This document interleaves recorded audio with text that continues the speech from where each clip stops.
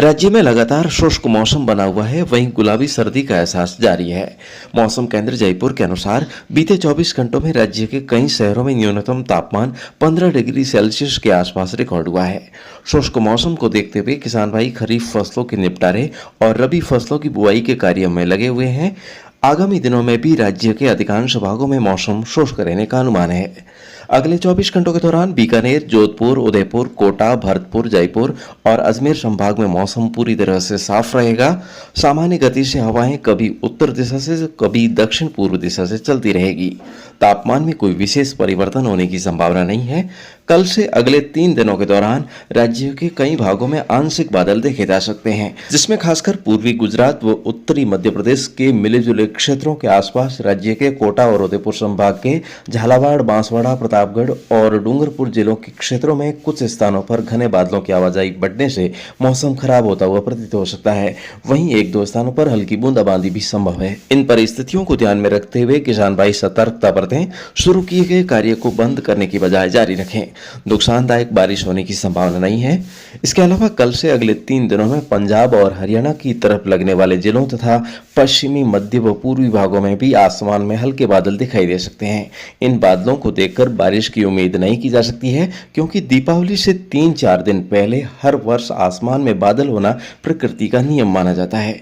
इस बार मौसम साफ रहने से किसान भाई मौसम की चिंता किए बिना आराम से दीपावली मना सकेंगे।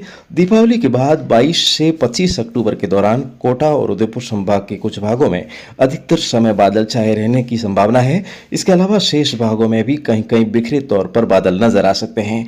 इसी प्रकार आगामी 10 दिनों के दौरान कहीं पर भी विशेष तौर से बारिश होने की संभावना नहीं है। उसके बाद मौसम खराब होने की पूरी संभावना है। तो ऐसे में फिलहाल किसान भाई अपना कृषि कार्य जारी रखें। साथ ही कृषि जगत चैनल पर अपने जान पहचान वालों को जोड़कर 1 लाख में शेष रहे 500 सब्सक्राइबर्स की संख्या भी पूरी करने की मेहरबानी बनाए रखें। और साथियों, आइए अब जानते हैं इस सप्ताह के पंचांग के बारे में। तो इस हफ्ते अमावस्या तक तिथियों में कोई भी घटत बढ़त नहीं होगी। 18 अक्टूबर को धनतेरस है। इस दिन लोग नवीन वस्त्र, विभिन्न धातुओं के बर्तन और सोने चांदी के आभूषण आदि की खरीदारी करते हैं।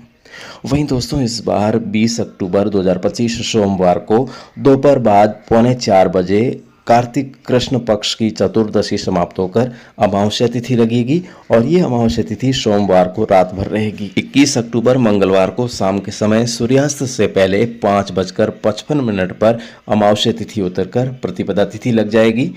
तो दोस्तों, पौराणिक मान्यताओं के अनुसार त्रेता युग में भगवान श्री राम 14 वर्ष के वनवास के बाद जब कार्तिक कृष्ण पक्ष की अमावस्या को घर लौटे थे, तो अयोध्या वासियों ने उनके स्वागत के लिए हर घर में दीपक जलाए थे और मिठाइयाँ बांटकर खुशियाँ मनाई थी। तो इसके साथ ही दोस्तों, एक और मान्यता ये भी रही है कि कार्तिक अमावस्या के दिन समुद्र मंथन के दौरान लक्ष्मी जी प्रकट हुई थी।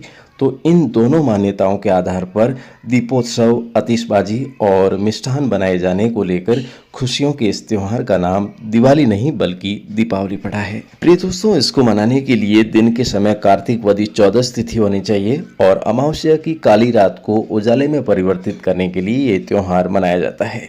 इसलिए दोस्तों, इस बार भी इन सारे तथ्यों को यदि देखें तो दीपावली 20 अक्टूबर 2025 को मनाया जाना सर्वश्रेष्ठ है। आजकल कई अंग्रेजी पढ़े लिखे ज्योतिषियों ने ज्योतिष गणना को आसान बनाने के चक्कर में संशोधन भी किया है, इसलिए ऐसी भ्रामक स्थिति पैदा हो रही है।